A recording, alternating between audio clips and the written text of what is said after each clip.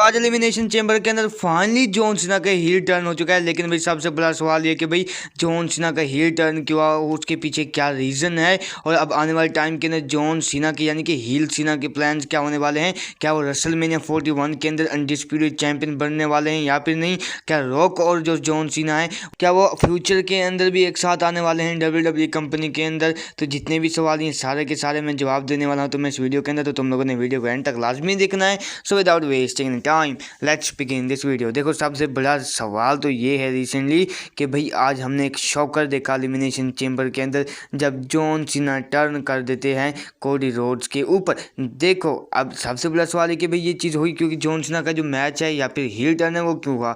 देखो भाई John Cena का आखिरी फेयरवेल टूर है। मुझे जो चीज़ें कुछ लगती हैं वही कुछ इस तरह से लगती हैं। देखो ऐसा कोई रिपोर्ट या फिर कंफर्मेशन निकल के नहीं आई कि भाई जॉन सीना का हील टर्न क्यों है। सिर्फ मैं प्रेडिक्ट करने वाला हूँ कि हाँ भाई आने वाले टाइम के अंदर फ्यूचर क्या हो सकता है और क्या वो रियल रीज़न है कि जॉन सीना का भाई हील टर्न हुआ। तो बातों को सुनो, जॉन सीना का फेयरवेल टूर है। अब इस 10 महीने के बाद, आने वाले 10 महीने के बाद भाई जॉन सीना WWE से ख़त्म हो जाएंगे और वो बंदा कभी भी कुछ नहीं करने वाला WWE कंपनी के अंदर। ऑलमोस्ट वो स्टोरी लाइन्स के अंदर तो बिल्कुल भी नहीं इन्वॉल्व होने वाला। अब WWE को क्या लगा, उन्होंने कहा कि हाँ भाई जॉन सीना का फेयरवेल टूर है क्योंकि अभी तक जॉन सीना ने कभी भी अपना हील टर्न नहीं किया तो कुछ ना कुछ डिफरेंट चीज़ें बनती हैं जॉन सीना के साथ।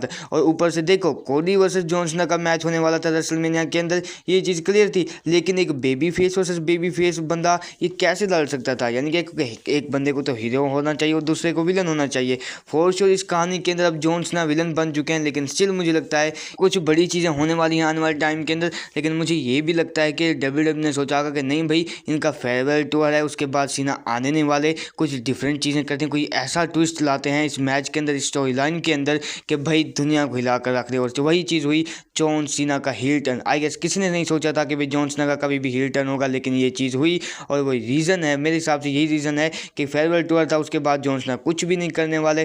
WWE ने कहा कि हाँ भाई एक ट्विस्ट लाते हैं और वो ये कि सीना का हील टर्न कर देते हैं। अब जो सीना है वो हॉलीवुड सीना बन चुके हैं अब इस हील टर्न के बाद।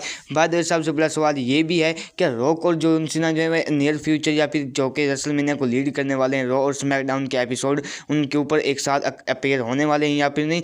देखो इसको लेके कुछ अपडेट वगैरह तो निकल कर नहीं आई, तो फोर्स और WWE ने हमें ये चीज़ें दिखाई हैं कि जॉन सीना ने अपनी जो सोल है वो द रॉक को सेल कर दी है। अब भाई द रॉक के पास उनकी सोल है तो भाई आना तो बनता है स्टोरी लाइन के हिसाब से।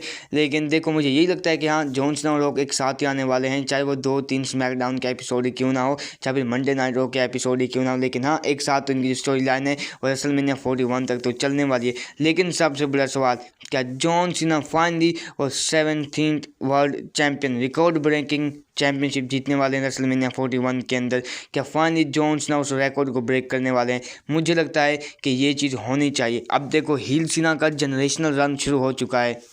अगर जॉन सीना हार जाते हैं रेसलमेनिया 41 के अंदर कोडी रोड्स के अगेंस्ट तो मेरे लिए सबसे बड़ी वाहियात चीज़ होगी, क्योंकि बंदे ने पहली बार भाई हील टर्न किया है। अब तुम लोगों ने उसके बाद पहले ही मैच के अंदर तुम उसे हरवा देते हो, वो भी रेसलमेनिया के अंदर, वो भी जॉन सीना के लास्ट मैच के अंदर। भाई जॉन सीना का लास्ट मैच, वो भी रेसलमेनिया का मेन इवेंट। इतने में कितना बड़ा नाम है भाई जॉन सीना का, भाई जॉन सीना कितना बड़ा नाम है। अगर तुम लोग ऐसे करते हो उस बंदे को साथ तो भाई ये एक वाहियात चीज़ होने वाली है। तो मेरे हिसाब से यहाँ भाई जॉन सीना को जितवानी चाहिए 17th वर्ल्ड चैंपियनशिप, और जो रिकॉर्ड है रिक फ्लेयर का वो ब्रेक करना चाहिए WWE को। और मेरे हिसाब से यही चीज़ें होने वाली हैं रेसलमेनिया 41 के अंदर। तुम्हें न्यू अनडिस्प्यूटेड चैंपियन देखने को मिलने वाला है, शायद वो हील सीना होने वाले हैं। बाय द वे तुम लोग के अकॉर्डिंग क्या कुछ चीज़ें हो सकती हैं, तुम लोग अपना ओपिनियन शेयर करना कमेंट सेक्शन के अंदर। Till then bye bye, take care.